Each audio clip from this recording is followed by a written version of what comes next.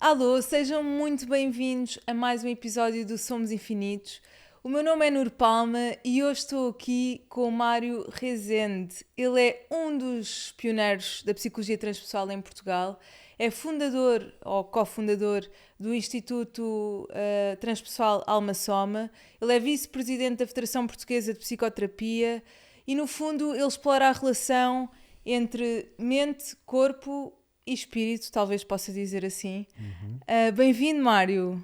Obrigado, Noor. É um prazer estar aqui outra vez. Outra vez, é verdade. Tivemos de repetir o episódio. Ok. Pois é, estas coisas técnicas acontecem. Mas é bom, sabes porquê? Acho que me sinto muito mais à vontade. Agora também já percebo as áreas de Uhum, exploração de uhum, temas que são incríveis. Não é? A espiritualidade, os sonhos, uhum. o transpessoal, a transcendência humana, o potencial humano.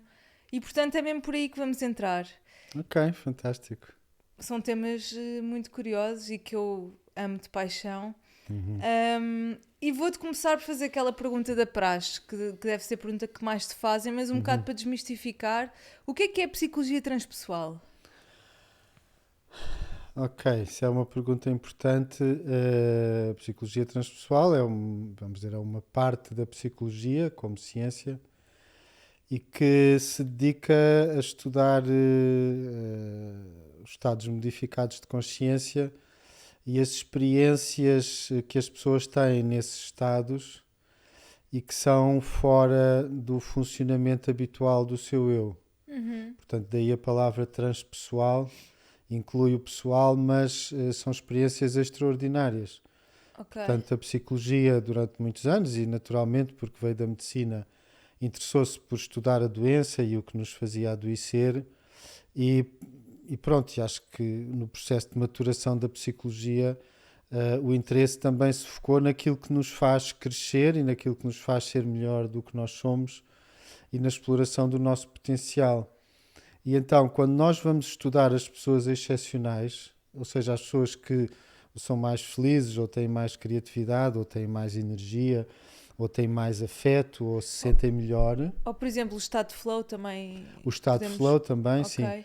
Quando vamos estudar isso, quando vamos estudar essas pessoas, nós percebemos que elas tiveram experiências importantes na sua vida em estado modificado de consciência, como as experiências de pico, Uhum. e que elas foram extremamente significativas. Elas deram sentido, deram valor à sua vida, apontaram direções e de facto foram extremamente enriquecedoras. Então, no passado, enfim, embora William James já desmontasse isso, mas no passado o que se considerava, enfim, o funcionamento normal da consciência seria o ideal, em que nós estamos a ser racionais, ponderados e estamos dentro de uma lógica linear.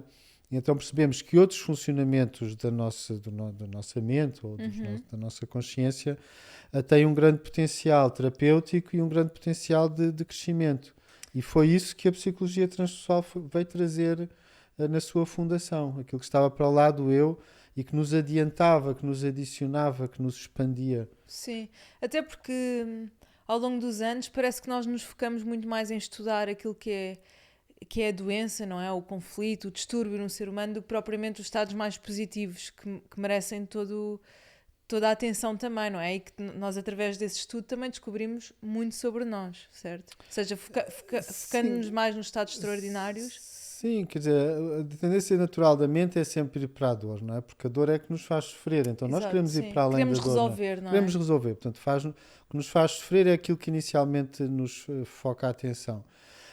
Aquilo de que temos medo, aquilo que é uma dificuldade, etc. Mas o ser humano precisa de muito mais do que isso, precisa de alegria, de amor, de energia, de criatividade, de relações ricas. Uhum, E uhum. portanto, a psicologia, e depois também na psicologia positiva, não foi só no transpessoal, depois a psicologia começou a interessar-se por aquilo que nos expandia, aquilo que nos tornava melhor.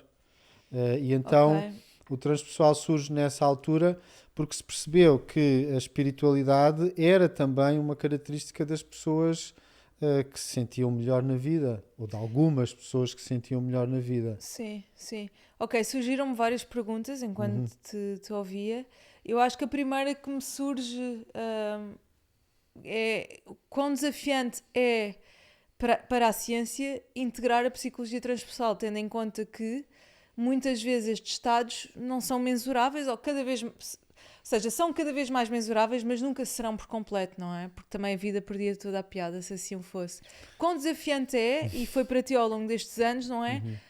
Tu que tens uma base da ciência, não é? E pelo aquilo que conheci também, o teu fundamento é muito científico. Quão desafiante é integrar o transpessoal? Sim, na minha vida pessoal a espiritualidade teve na base, não veio a posteriori.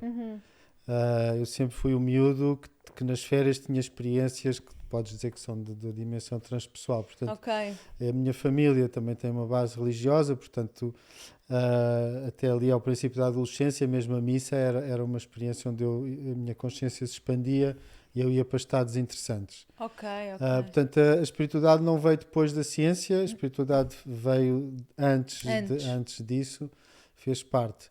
Mas para a ciência, o transpessoal tem sido muito difícil, porque a palavra espiritualidade, que no fundo é o que está subjacente ao transpessoal, os fundadores do transpessoal queriam usar a palavra que é usada hoje, que é a psicologia da espiritualidade. Hoje há uma área da ciência chamada psicologia da espiritualidade, que está em grande florescimento, mas nos anos 70 isso seria completamente estigmatizado. Claro. Tiveram que arranjar uma palavra técnica, transpessoal. É uma coisa técnica, é o pessoal, o transpessoal. Mas na verdade eles queriam usar a palavra espiritualidade e sentiram que não podiam. Portanto, para a ciência tem sido muito difícil, porque a espiritualidade é conectada à religião, e a religião é dogmática, de certo modo, por natureza. É uma questão de crença, tu vais acreditar. E depois a religião tem toda uma história no Ocidente de se opor à ciência, ou de se opor à mente racional. Galileu, Darwin, pronto, são assim ícones dessas dificuldades que a religião colocou à ciência. Então, para a ciência foi difícil. E depois, para a psicologia, enfim, que deve ser dominada pelo espírito científico, o facto do transpessoal e na raiz ter ido explorar esses estados modificados de consciência através de substâncias psicadélicas, acabou por criar um estigma. Tal e qual. E colar a psicologia transpessoal, que tem uma abordagem científica, ao movimento hippie. E, portanto, é verdade que muitos psicólogos transpessoais eram grandes hippies, e ainda bem que lhes ficou muito bem, mas na verdade o seu trabalho científico era trabalho científico e não deveria ter sido. Foi um preconceito que foi aplicado. E quando nós vamos ver a produção científica do transpessoal, ele segue os métodos da psicologia. E até em muitas investigações, quando vai para o domínio mais da parapsicologia científica, é ainda mais exigente. Tem estudos duplo cego, insere mais critérios de validação, porque já sabe que os céticos, por motivos não científicos, vão tentar invalidar a investigação. Claro que sim. Então tem sido uma luta que eu penso que agora está numa fase muito, muito mais suave. Embora ainda há mentes não científicas que vivem dentro da ciência, que não querem olhar para as evidências. Sim. Mas isso já não é um problema de ciência, é um problema de casmurrice, de preconceito. Não é? Claro, principalmente em Portugal, que eu sinto que é um país que demora um bocadinho. Não querendo. Portugal, sim, há países mais abertos, mas na Europa comunitária há países ainda muito fechados, como por exemplo a França, é um país muito difícil em termos da espiritualidade. A Inglaterra é de facto um expoente de grande abertura, é uma sociedade mais liberal e portanto também na ciência. O Reino Unido, vamos dizer assim, de facto está muito mais aberto e tem produzido investigação notável. Toda esta área do transpessoal está dentro da academia. A British Transpersonal Psychological Association, penso que não é bem esta a designação, mas portanto, tem a British Psychological Association, acho que é essa, tem um departamento de psicologia transpessoal. O transpessoal é uma modalidade de psicoterapia na UKCP, que é o grande órgão regulador. Portanto, a Inglaterra de facto destaca-se. Depois há países que são um bocadinho mais fechados. E Portugal é desses, não é? Portanto, na academia, a nível da psiquiatria, a nível, diria, da psiquiatria talvez até mais, há muitas reticências e há estudos que são chumbados em Lisboa e são validados em Londres. Ok, Mas, certo, mas diz-se sim. que a ciência é objetiva, mas aqui não se percebe onde é que está a Sim, sim, sim, objetividade. sim, sim, sim, sim. E temos um caso mesmo na Faculdade de Medicina que tristemente foi invalidado aqui e que depois foi feito na Universidade de Norfolk, salvo erro, e que foi aprovado e deu um doutoramento com Uhum. uma nota excelente. Estamos a caminhar, não é? Mais devagarinho que os outros, mas vamos caminhando. Sim, há uma grande revolução na psicologia também em Portugal. É que uma das áreas mais céticas em relação à espiritualidade, que era o behaviorismo, Sim, sim, sim. e que hoje é muito conhecida pela terapia Uhum. cognitivo-comportamental, ah, paradoxalmente, foi abrir as portas à espiritualidade na psicologia e na psicoterapia. Uau. Porque foram agarrar o mindfulness, Uhum. Tal e qual, sim. perceberam que era uma técnica que funcionava, que é Sim. oriunda, por exemplo, do budismo e da meditação. Quem começa a meditar abre o coração. Uhum. E, portanto, as Os pessoas do behavioristas mindfulness começaram a meditar e abriram o abriram o coração. coração e hoje já incluem também nas técnicas a Science of Compassion. Sim. Portanto, hoje já se produz material científico sobre o poder da compaixão no processo de Sim. terapêutico Terapêutico, sim. e, portanto, e também entraram noutro conceito que também era da espiritualidade e que o transpessoal também já fala há muito tempo, que é a aceitação. Sim. Portanto, as Sim. terapias da aceitação fazem parte da cognitivo-comportamental, que foi um modelo extremamente fechado à espiritualidade. Uhum. Portanto, é Uhum. como a vida é Que incrível, como engraçado, nós sim. vamos para um lado oposto, portanto, vamos para um oposto, vamos na oposição, e a oposição depois reverte e torna-se o seu contrário. Sim. É Isso é um tema, mágico. mas isso é um tema engraçado, isso da oposição, não é? Sim, sim. Porque mesmo quando nós odiamos muito uma coisa, tornamos-nos essa coisa, não é? É engraçado, isto é outra porta que podemos abrir depois a seguir, Sim, mas sim. hum, Mário, o que é para ti então a espiritualidade? Ou seja, Isso- como é que tu vês a espiritualidade na tua vida? Porque é um tema também um bocado abrangente, não é? É difícil definir a espiritualidade. Sim, eu acho que em último nível a espiritualidade é uma forma de estar e uma forma de sentir as coisas. É um estado interno. Ou seja, nós quando começamos um crescimento espiritual, muitas vezes nós achamos que a espiritualidade é um conjunto de práticas, um conjunto de Sim, técnicas, sim. mas muitos mestres, ok, as suas práticas espirituais acabam por ser muito reduzidas. Porquê? Porque eles já atingiram um estado em que eles estão numa vibração em que eles sentem as coisas de uma certa maneira, em que o coração funciona de uma outra maneira, em que a Uhum. mente já está aquietada naturalmente, Na plenitude, não é? Numa uh, harmonia. ou com muita mais harmonia do que seria o seu Sim, inicial, e portanto depois as suas práticas muitas vezes é quando eles percebem que saíram daquele alinhamento, tal e então qual. têm que fazer alguma coisa para voltar.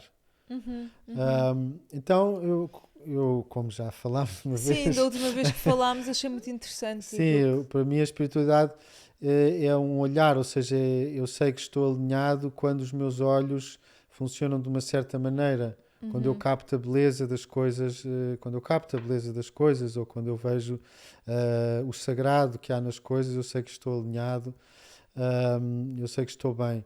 Ahm, Ou seja, o mas que é difícil, por exemplo, quando dormimos mal, ou quando temos a mente cheia de ruído, ou quando temos agitação mental, inquietude, não é? Não vemos bem as coisas. exatamente, isso é que é para mim como é que se dizia tanto, o basilis da questão hoje não se usa muito. Esse Uhum. é que é realmente o grande ponto, porque na minha visão o crescimento tem que ser psicoespiritual, porque vai ser exatamente isso, vão ser os dias que correm mal, vão ser os problemas que nós temos, as frustrações, os chatices, ou os dramas, ou as tragédias, são tudo graus diferentes, Uhum. que Sim. nos vão tirar esse olhar e que nos vão tirar esse estar. E se tu não trabalhas o teu psicológico, se tu não fazes o trabalho de base, se não fazes o trabalho de sapa, que não é de sapa, é o mais importante, Sim, sim, se não sim, fazes o sim. trabalho de te conheceres, de lidares com o teu medo, lidares com a tua frustração, lidares com as tuas expectativas, lidares com as tuas crenças, a tua vida espiritual vai encolher, encolher, encolher, ou pode até expandir, vais ter uma grande cerimónia de uma Sim. coisa que tomas uma substância, ou fazes um retiro, ou Uhum. até tens aquele dia fantástico e tu percebes tudo, estás conectada, faz tudo sentido, mas depois vem alguém que te calunia, ou vem alguém Sim. que não te compreende, ou vem alguém que não te dá aquilo que tu queres. Estás numa Como é que tu lidas relação com isso? e a tua incapacidade para lidar com isso da melhor forma, vais ficar enrolada nos teus problemas, nas tuas frustrações, na relação com o teu pai, na relação com a tua mãe. E isso vai-te afastar, digamos, de uma vivência mais espiritual da realidade. Por isso é que o crescimento tem que ser psicoespiritual, porque se for só espiritual, ou tu vives fora e vives isolado e vives num mosteiro e tens ali uma rotina, ou vives fora, ou se vives no É muito mundo, fácil meditar numa montanha na Índia, não é? mais fácil, em princípio, também se pode enlouquecer, não é? Sim, sim, Ele tem um sim. ataque de pânico. Mas sim, mas se tu estás num sítio onde toda a gente quer meditar, onde toda a gente quer estar em amor, epá, é mais fácil. Mas a questão é, a espiritualidade é para a montanha, a espiritualidade é para o mosteiro, a espiritualidade é para a vida, Tal e para qual. as tuas relações. Então, se a espiritualidade for para a vida, tu tens que trabalhar o teu eu. Tu não... No passado, o que se fazia era anular o eu. Acabas com a sexualidade, acabas com o teu nome, rapas o cabelo, vestes o mesmo que os outros e cumpres a rotina do mosteiro.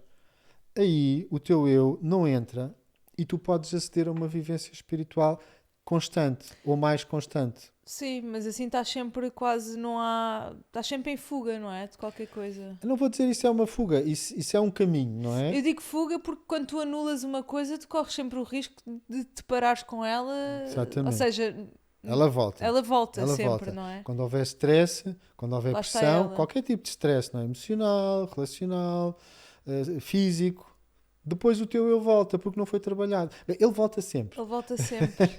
Tu aprendeste formas de o gerir. Desenvolveste no neocórtex estruturas sinápticas que dizem quando quando estás a ficar tensa, quando deixas de respirar, relaxa, respira, volta Sim. ao teu centro, não é? E então a partir dali tu reages de outra maneira. Portanto, ou seja, tu trabalhaste o teu eu, se calhar também já libertaste cargas maiores. Quem diz tudo, digo eu, não é? Sim, sim, sim, sim. Libertaste cargas maiores, tu já percebeste os esquemas e sabes voltar. Sabes E qual voltar é a a um diferença estado. entre isso e integrar, de facto, as experiências que vamos vivendo? Porque eu estou a fazer esta pergunta, e desculpa ter interrompido, também já voltamos a esse fluxo, mas eu acho que isto é uma pergunta que me surge muito na mente, porque existe uma diferença entre a Nur, que há 5 anos olhava para a espiritualidade e para o desenvolvimento pessoal, e para o exercício físico e para as práticas de bem-estar, e existe a Nur hoje que vive a vida de forma diferente, ou seja... Eu sinto que há 5 anos eu tinha integrado muito menos as minhas experiências e tinha-me envolvido menos com a vida. Ou seja, parecia que fugia daquilo que era desconfortável e vivia numa ilusão de que, ok, sou mega espiritual, faço tudo o que o mundo diz para eu fazer, tiro os cursos que me dizem para eu tirar, faço exercício físico, supostamente devia ser feliz e não sou, e achava que era espiritual. Mas depois há a Nur que foi integrando as experiências, que chorou a dor, que passou pela morte do pai, que passou por várias coisas que me trouxeram agitação, sofrimento, dor, desastre, mas que eu decidi ficar ali. E quando eu venho para o mundo, eu venho uma pessoa mais integrada, se é que me faço entender. E qual é a diferença disto? Ou seja, de viver a vida como tu estavas a dizer, não é? Anular e não ver, ou de facto olhar para as coisas, vivenciá-las e depois experimentar a vida de outra forma? Eu acho que é o que faz toda a diferença. Há um grande autor na área da espiritualidade e da psicologia, que é o Jack Kornfield, e ele tem um grande livro que é After the Ecstasy de Laundry, depois do êxtase a roupa suja. E realmente ele mostra pela experiência de muitos retiros, enfim, também do estudo da psicologia, que tu podes de facto ir para o êxtase e podes ir para experiências até místicas muito desenvolvidas, mas isso também faz com que tu também acumules muita energia e um dia tudo aquilo que tu reprimiste pode vir ao de cima. E isto é uma tradição, é um conhecimento muito antigo na espiritualidade, que muitas pessoas não sabem, que havia mosteiros, por exemplo, a nível do yoga, onde havia muita ativação de energia a partir de uma certa fase do processo, em que havia salas para quando as pessoas então se descompensavam, ou seja, quando os conteúdos do inconsciente, devido a toda aquela energia que é mobilizada, depois saltavam. Incrível, eu não sabia. Sim, e em algumas pessoas vão conseguir gerir isso, outras pessoas, se calhar, que têm uma carga maior, elas podem até ficar num estado que nós hoje diríamos é semi-psicótico, descompensado, às vezes violento, e eles já tinham, digamos, uma estrutura montada para poder acolher isso. Ou seja, para a pessoa poder ter ali um processo de purga, porque em alguns casos vai ser só purga, não vai dar loucura. Noutros casos a pessoa pode mesmo perder-se e ficar na loucura. Mas noutros casos, se nós demos o espaço para a pessoa purgar aquilo, para a pessoa de certo modo enlouquecer num ambiente controlado, tendo uma base saudável, não estamos a falar de uma pessoa que psicotiza por aí, não é? Sim.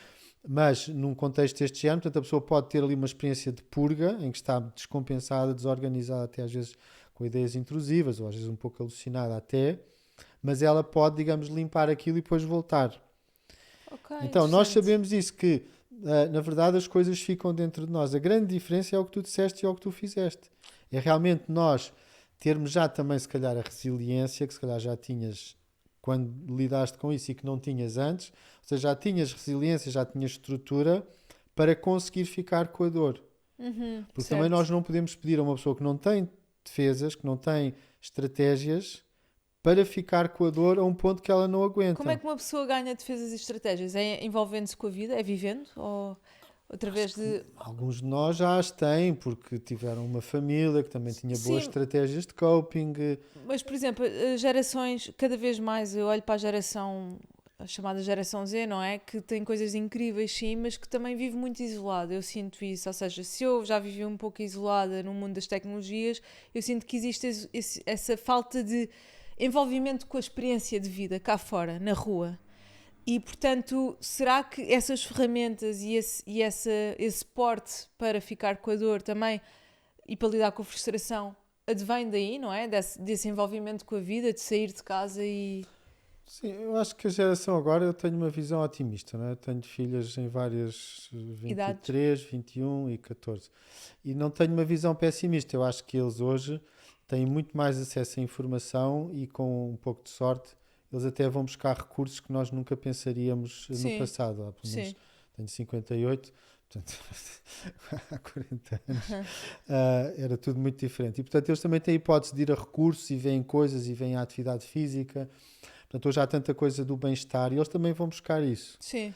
Mas, portanto, no fim do dia, há sempre, de facto, essa necessidade, mais cedo ou mais tarde, tu olhares para a tua sombra. Sim. E para tu estares na vida, se quiseres, a lidar com a dor que a vida te dá, porque a vida, os outros não nos compreendem, ou os outros não nos dão o que nós queremos, ou as coisas são difíceis, ou eu sou difícil, ou eu tenho montes de medo, ou eu estou bloqueado. Portanto, é aí que a transformação do eu é possível. Porque, repara, nós evoluímos de um ponto em que considerávamos, então aqui no Ocidente, que o eu era tóxico, que o eu era de facto quase... O ego, não é? O ego, portanto, o ego era de facto algo que vinha de uma esfera até do pecado, portanto, nascemos com o pecado original, portanto, somos seres que fomos expulsos do paraíso, há uma redenção, portanto, é como se nós precisássemos de ir para além do eu para atingir a redenção. Os desejos, o desejo sexual era desvalorizado, a própria ambição, o próprio impulso para a vida, portanto, nós teríamos que ter uma atitude diferente e, de facto, o eu era para ser anulado, para ser, de certo modo, castrado. E digamos, os anos 70, 80, os anos 60, 70, perdão, trouxeram-nos uma visão diferente. Nós podemos transformar o que há em nós, porque o que há em nós, se calhar, é divino. E nós vamos aí buscar em textos, não é? Desde o budismo, que já diz, bom, não tens que fazer nada, tu és Buda. Tens que fazer tudo, mas não tens que fazer nada. Sim, o difícil é não fazer nada, não é? Eu diria diferente. Tu não podes adicionar nem retirar a tua essência. Ela está lá, é a luz. Ponto final. Essa essência tu não podes fazer nada, não a podes adicionar, não podes acrescentá-la. Tu já és aquilo. Tu já és luz, já és Buda. Claro que depois a tua autoimagem é o oposto disso. Claro, não é? Claro. Portanto, a tua autoimagem é muito negativa ou é completamente disparatada, narcísica, não é? E nós não conseguimos é viver a nossa natureza búdica. Porquê? Porque temos todo o trabalho psicológico para fazer ou psicoterapêutico. Porque nós estamos cheios de crenças, estamos cheios de imagens negativas de nós próprios. Nós achamos que somos o menino mau ou a menina má, ou então achamos que somos o melhor do mundo e que temos o direito a tudo. Portanto, o que é difícil é nós vivemos aquilo que somos na essência. Mas em relação à essência, não há nada a fazer. Ela está lá, ela é luz, é amor, é imortal, é intemporal. Portanto, só que depois nós não conseguimos viver isso.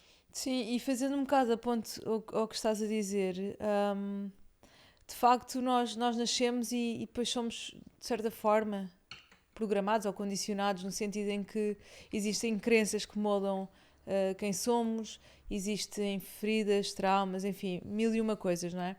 E eu gostava de perguntar de que forma é que o trauma molda a nossa visão da nossa própria identidade. Enfim, o que é o trauma e como é que o trauma molda a visão da nossa própria identidade? Como é que nos condiciona? Porque eu olho para o trauma como uma ruptura do fluxo da vida, de certa forma, não é? Sim, digamos que o trauma, que pode começar logo desde a concepção, o trauma desconecta-nos da nossa essência, se quiseres. Sim. E também nos desconecta da nossa espontaneidade e inferniza a nossa vida. Embora, depois, por outro lado, nós não nos podemos virar contra o trauma, porque é através do trabalho sobre o trauma que nós desenvolvemos as nossas competências.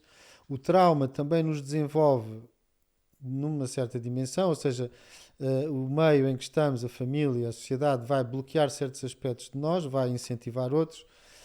Nós depois, mais tarde, podemos recuperar isso e fazer disso uma mais-valia. Mas o ideal era uma sociedade sem trauma, mas isso não é o mundo real. Mas isso não nos levava também à evolução e integração do nosso ser, não é? Quer dizer, quanto menos trauma, melhor, não é? Portanto, quanto mais pudermos poupar as crianças ao trauma, melhor. Sim. Não há dúvida sobre isso. Mas eu acho, desculpa interromper, eu sinto muito que é através dessas experiências traumáticas. Não estou a dizer que toda a gente tem que ser traumatizada, mas que existe um poder, um grande poder na experiência do trauma quando é, de certa forma, integrado, e esse processo de cura leva-nos à transcendência, não é? Temos só que colocar uma exceção para as pessoas, para as crianças que são tão traumatizadas que elas podem nunca conseguir recuperar. Porque o estrago pode ter sido tão profundo, ter entrado tanto no sistema nervoso autónomo, que a desregulação é gigante. Não é?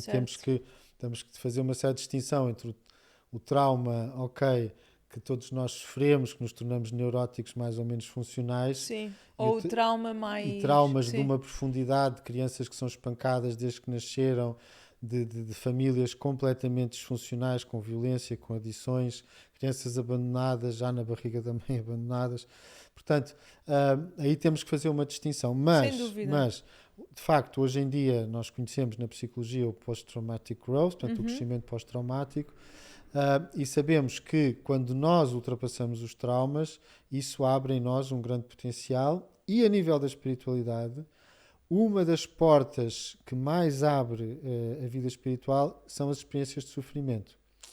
Talvez não tanto o trauma, porque o trauma às vezes pode ser tão encapsulante que depois nada abre. Paralisa-nos, não é? Mas são, por exemplo, as experiências, como referiste há pouco, se calhar da morte de um pai, de um desgosto profundo que nós temos, que vai, digamos, ativar recursos que nós não usamos quando temos uma vida mais ou menos ok. Estável. E vamos, de facto, procurar caminhar, procurar crescer, e aí muitas vezes encontramos a espiritualidade. Sim. Eu toda a minha vida parte muito de uma premissa, e sempre partiu, e eu acho que, enfim, não sei porquê, mas eu sinto que, quer dizer, talvez, obviamente isto tem a ver com a minha experiência passada, mas eu sinto que a dor é um fator que me move imenso, mesmo. Eu encontro muita transcendência através da dor. Também não sou masoquista, obviamente, não estou a dizer. Vamos sofrer.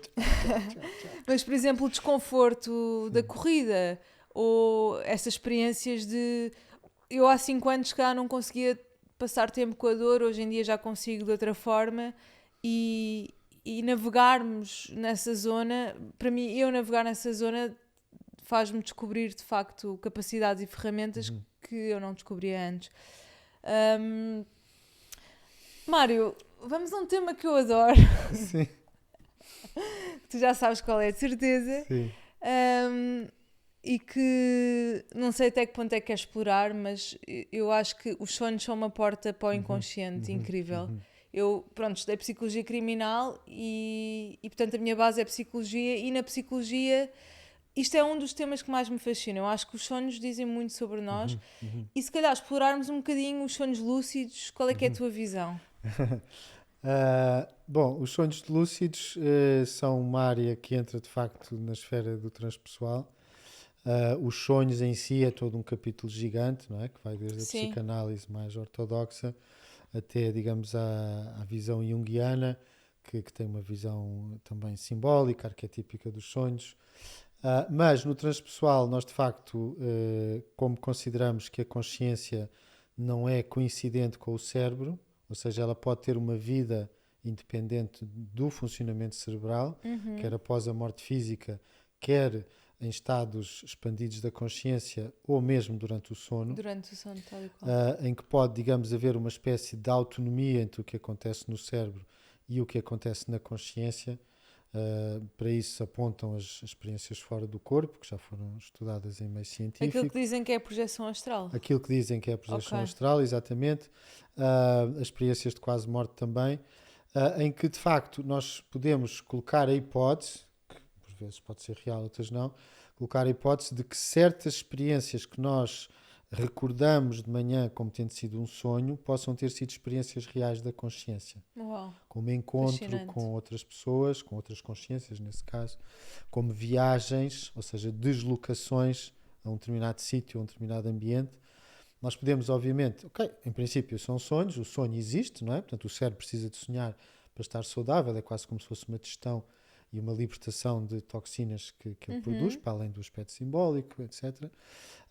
Mas, de facto, a consciência, se calhar, não, tudo aponta que a consciência tenha essa autonomia, que possa, de facto, ter experiências reais que são recordadas como sonhos, e que possa até obter informação durante essas experiências. Sim, E há, de facto, vários relatos de pessoas que, durante o sonho, têm uma conversa em que lhes é passada uma determinada informação que depois vão verificar por meios mais ou menos objetivos. Sim, sim, sim. Eu já experienciei imensa coisa através dos sonhos e eu própria sinto uma diferença entre os sonhos, como estavas a dizer, de regeneração do corpo físico, não é? Mental e emocional, ou sonhos em que eu de facto acedo a outra dimensão. Eu vou dizer mesmo isto porque eu sinto de forma clara a diferença. Acho que para mim é muito claro. Por acaso, o Sr. Manel que mostrou, eu acho que até já há experiências em que duas pessoas, através da inteligência artificial,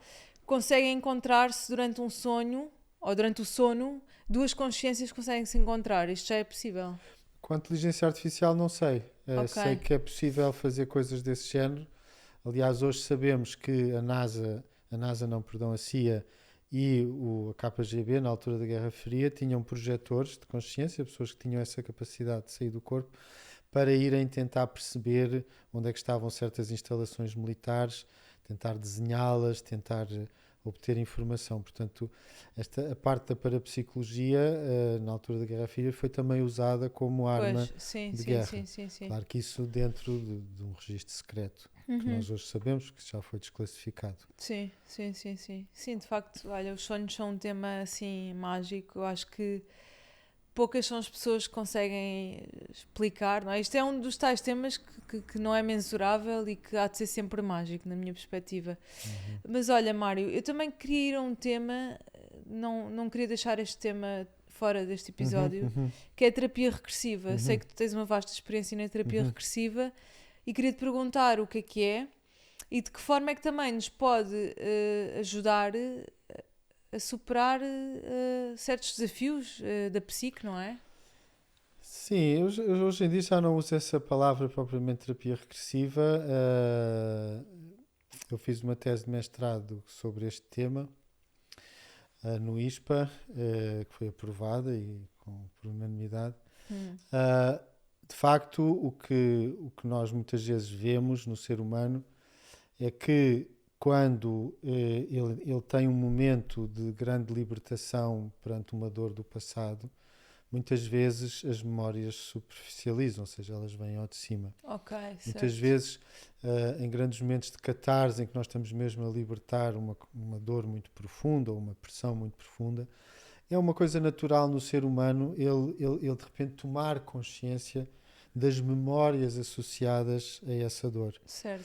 Então eu vejo isto como um mecanismo natural de cura da psique.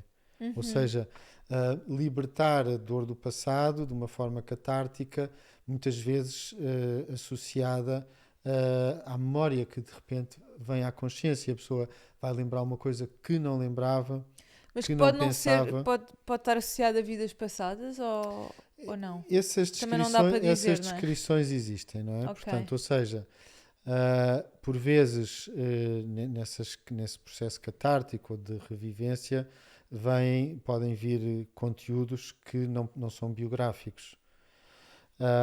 Nós nunca podemos saber, a não ser em casos muito circunstanciais em que se conseguiu produzir evidência, se isso é do registro simbólico, claro, ou se isso é de facto uma memória que ficou registada a algures dentro da nossa psique ou naquilo que os junguianos chamam o inconsciente coletivo. É sempre também difícil dizer. Tu podes estar a aceder a uma coisa que aconteceu, a uma batalha em Pearl Harbor, como há um caso de um miúdo que tinha esses pesadelos.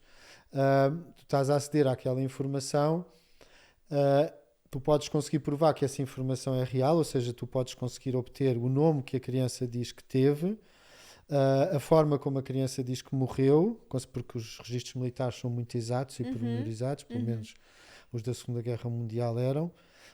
Então tu podes provar, esta criança teve uma memória de uma coisa que aconteceu. Uau. Depois aí tens dois caminhos, que são os dois caminhos científicos e técnicos. Ou seja, esta memória estava dentro de si próprio e dentro da sua consciência, e ele de facto é um ser reencarnado. Ou seja, aquela consciência viveu a vida daquele piloto que morreu numa batalha da Segunda Guerra Mundial e agora retorna com essa memória, e essa memória, digamos, não ficou bem resolvida. Sim. E a criança agora sofre com pesadelos e com estas imagens que são perturbadoras, que foi o caso dessa história que está no YouTube e que eu conheço uma das pessoas que a estudou com métodos científicos, e que de facto tudo isso foi real e nada daquilo é ficcional, é tudo real. Aconteceu mesmo. Mas há uma outra hipótese que descarta a hipótese da reencarnação, que é, essa informação fica algures. No consciente coletivo, não é? No chamado inconsciente coletivo. Sim. Fica registada algures. Então, o grande investigador da reencarnação, que é o Ian Stevenson, que era um psiquiatra que estudou extensamente este tipo de crianças, ele próprio dizia, estas memórias correspondem a coisas que de facto aconteceram, porque há crianças que vêm dizer, tu não és a minha mãe chama-se tal. Sim, e depois vamos ver, e essa mãe existiu, e aquela vida existiu, e há casos mais raros, mas foram também estudados pelo Ian Stevenson e depois outros, em que essas crianças que têm essas memórias, elas nasceram com marcas corporais que coincidem, por exemplo, com os registros da autópsia. Incrível, não é? É profundamente incrível. Portanto, então, nesses casos das marcas corporais, fica mais difícil a hipótese de uma memória que está no inconsciente coletivo, porque aquele corpo daquela criança transporta. E não é um caso, são vários casos. Portanto, mas dentro de uma perspectiva científica, nós devemos ter esta abertura. Agora, a terapia regressiva, se quisermos chamar assim, mas tu não chamas terapia regressiva? Não, eu chamo um processo terapêutico em estado modificado de consciência. Ok, certo. Sim. O mais importante, em geral, é o que se passa nesta vida, porque vamos pensar que a vida da alma é ancestral, ou seja, que a alma já teve muitas vidas. É irrelevante o que aconteceu nelas se isso não interferir com esta vida. Se interferiu com esta vida, nós já temos memórias dessa vida em que isso foi de facto uma interferência real. Então o que importa é trabalhar aquilo que se passou na vida biográfica, e se surgem outros conteúdos, terapeuticamente nós aceitamos esses conteúdos, trabalhamos as cargas emocionais que eles têm. Esse é o ponto, não é? É uma ferramenta para trabalhar as cargas emocionais. As cargas emocionais, as crenças associadas, porque a crença, eu não presto. Não importa muito qual é a sua origem, passada, se a pessoa a tem agora, se isso vem com dor, com depressão, com tristeza. Então, trabalhamos as crenças, trabalhamos as cargas emocionais e as cargas físicas. Então eu vejo um processo englobante em que o corpo está presente. As pessoas pensam na terapia regressiva como uma coisa hipnótica, a pessoa está com a boca ao lado e os pés caídos. Não. Como nós trabalhamos, e como muitas escolas hoje em dia contemporâneas, envolve-se o corpo para também permitir que as cargas físicas se libertem. Sim. E quando elas se libertam, as cargas emocionais libertam-se mais facilmente e também as crenças surgem mais facilmente. Isto faz lembrar aqui um ponto do Peter Levine, que ele, no livro Walking with the Tiger, acho que é esse livro, em que ele fala que ele não encontra trauma nos animais selvagens que passam por tantas experiências de tensão, não é? E de dor e de sofrimento. E o que ele explica é que os animais têm um processo, não é, de libertação através do corpo dessa emoção, dessa carga emocional. E que nós, seres humanos, uma das razões pela qual acumulamos trauma é por não passarmos por esse momento de libertação. E, portanto, podemos talvez afirmar que a terapia regressiva é uma das ferramentas de libertação emocional, não é? Sim, isso em termos do corpo, especialmente se ela associar ao corpo e se ela permitir a libertação. Só que nós somos seres, pronto, os animais, temos ali um coeficiente comum, mas depois nós temos uma mente, e a mente é um grande problema, uma grande arma, uma grande bênção, um grande diamante, mas a mente depois desenvolve crenças, desenvolve estruturas de defesa, e portanto resistências, e portanto então nós não podemos só trabalhar o corpo, mas temos que trabalhar também o emocional e temos que trabalhar o mental. E sobretudo hoje em dia o processo que nós fazemos e outros também fazem é não só trabalhar na libertação. A libertação é importante, mas não é só trabalhar na libertação, é trabalhar também no insight, ou seja, perceber a origem das coisas, mas trabalhar na reestruturação. Nós temos que depois dar significado, dar sentido, perceber em que direção temos que ir, que mais-valias as nossas dores nos trouxeram. Então, planificar o futuro, ter objetivos para o futuro. Então, não basta, ao contrário do que se pensava até na origem do que se chamava a terapia regressiva, não basta a pessoa fazer a libertação e entender, olha, ok, é disto, é daquilo. Não. Nós temos também que ressignificar que reorganizar a psique, que incluir o futuro, que nos dimensionar para o futuro e redefinir as nossas crenças em decisões saudáveis. Certo. De outra forma, como aconteceu no passado e se deu o mau nome ao que se chamava a terapia regressiva, ela pode ser retraumatizante. Tal e qual. Também porque pode ser feita com pessoas erradas. É preciso ter uma certa estrutura para entrar em processos mais profundos ou é preciso adquirir essa estrutura. Mas, por outro lado, se tu só vais reviver o trauma, eventualmente 0,5% das pessoas pode ajudar, mas as outras podem ficar retraumatizadas.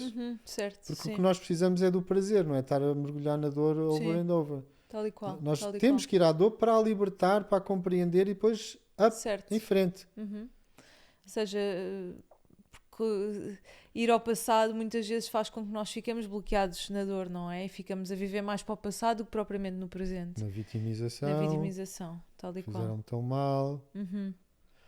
No fundo, a vitimização é mesmo é colocarmos toda a nossa energia no passado também, não é? Ou seja, a diferença entre vivermos de uma forma responsável, ou seja, a diferença entre responsabilizar-nos pela própria vida ou vivemos num estado de vitimização é também perceber onde é que estamos a colocar a nossa energia, no passado ou no presente. Pois, isso é muito importante. O problema é que nós temos que trabalhar o sentimento de impotência.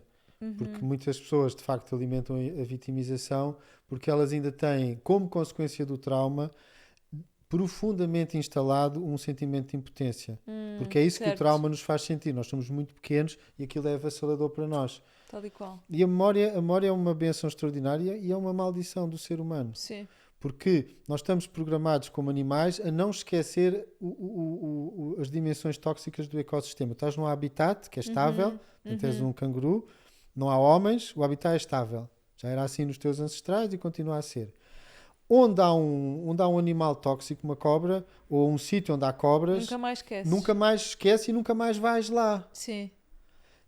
E nós temos esta mesma capacidade. Nós ainda gravamos com muita profundidade as experiências de dor,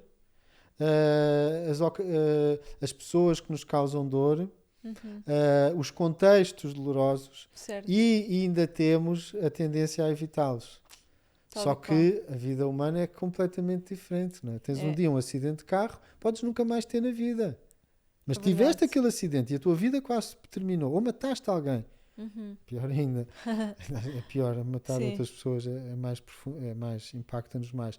Mas tu podes não ter mais nenhum acidente o resto da vida, mas há uma parte do teu cérebro que vai ficar presa ali. Porque tu não queres esquecer que há um perigo real em andares de carro. E é assim que se formam as crenças, não é? Por exemplo, e é assim que se cristalizam crenças que perpetuam a vida inteira e que moldam a nossa vida, não é? Mário, só para terminarmos, tu estavas a falar da importância de reestruturar, ressignificar e integrar todo este processo, que não basta ir ao trauma ou ir a memórias passadas. Podes-nos falar só um bocadinho do Instituto Alma Soma também para perceber onde é que as pessoas te podem encontrar, que tipo de terapias é que fazem e de que forma é que isto pode ajudar, ou seja, de que forma é que a terapia transpessoal pode ajudar no processo de cura também? Bom, a Alma Soma, o que traz a Alma Soma à vida é de facto o objetivo que o Soma, o corpo, não esteja desligado da alma, ou seja, da nossa dimensão espiritual. É um lugar onde as pessoas dançam, é um lugar onde as pessoas sacodem bastante o corpo, como fazem os animais, Lindo. através de uma técnica chamada o shaking, ou chacoalhar. Nós temos uma ligação forte com a parte corporal da psicoterapia, ou seja, nós fizemos a integração da psicoterapia corporal em algumas esferas, dentro de outras abordagens. Nós, no fundo, é uma escola integrativa e as práticas que lá existem são integrativas, ou seja, nós integramos o input de várias escolas da psicoterapia, como hoje começa a ser corrente e hoje já existe mesmo esta modalidade da psicoterapia integrativa. Integramos desde aspectos essenciais, indispensáveis da psicodinâmica, da relação terapêutica e aspectos do transpessoal e de outras técnicas. Portanto, nós somos, na verdade, uma abordagem integrativa. Estamos muito vocacionados até hoje, talvez as coisas mudem, mas para formar psicoterapeutas ao longo de um processo de 4 anos. Em que as pessoas realmente podem trabalhar o seu pessoal e podem desenvolver o seu potencial também espiritual. Ou seja, podem os dois, não é? Podem, na Alma Soma, podem ter, seja, passar por processos de cura e ter sessões também de terapia transpessoal, mas podem também formar-se enquanto terapeutas. Sim, a parte do consultório é um consultório normal, ou seja, existe lá um conjunto de terapeutas que são profissionais independentes, não trabalham para a Alma Soma. Nós somos a favor dos homens e das mulheres independentes. Não somos a favor de empregados, embora com todo o respeito por todos os empregados do mundo. Mas nós não temos esse modelo de funcionamento, ou seja, são pessoas em quem vocês confiam para... São pessoas a quem demos formação e também temos pessoas, também temos pessoas que trabalham lá, que vêm de outras áreas, mas que são próximas de nós de alguma forma e que vêm de outras áreas, da psicossíntese, da terapia corporal, da terapia familiar. Pronto, e isso é uma dimensão de consultório normal, como há muitos, não é? O que nos distingue é, de facto, sermos uma escola de formação que faz parte da Federação Portuguesa de Psicoterapia, que segue os estándares internacionais de as pessoas têm que fazer terapia para serem psicoterapeutas, têm que ter 2 anos de supervisão, têm que ter um X número de horas. Portanto, mas, na essência, é esse apelo de trazermos as nossas dimensões mais subtis à manifestação. Daí a Alma Soma. Certo. Nós realmente podermos manifestar de uma forma consciente tudo o que nós somos. Especialmente o melhor, mas todas as dimensões do nosso ser de uma forma equilibrada e saudável. Incrível. É isso que a Alma Soma procura. Há quanto tempo existe a Alma Soma? Sim, por curiosidade. A Alma Soma existe desde 2016, portanto há 18 anos. Uau. E o nosso projeto formativo já tem 19, porque começou inicialmente numa outra associação. É 2006, não 16, não é? 2006, sim. 2006, sim. Portanto começámos em 2006, mas já vínhamos de um projeto formativo que começou em 2005, já era liderado por nós, noutra organização, e depois eles quiseram que nós continuássemos por nós mesmos. E pronto, e nunca parámos, entre ventos e marés e crises e as coisas normais da vida e pandemias, nunca parámos. E portanto já vamos na 10ª edição e pronto, e fizemos muitos amigos ao longo do caminho. Que é o mais importante. Mário, olha, muito bom. Obrigada por esta conversa tão enriquecedora. Gosto muito de falar contigo. E acho que trouxeste imensos insights. Obrigada. Obrigado, Noa. Foi muito bom estar aqui. Obrigada.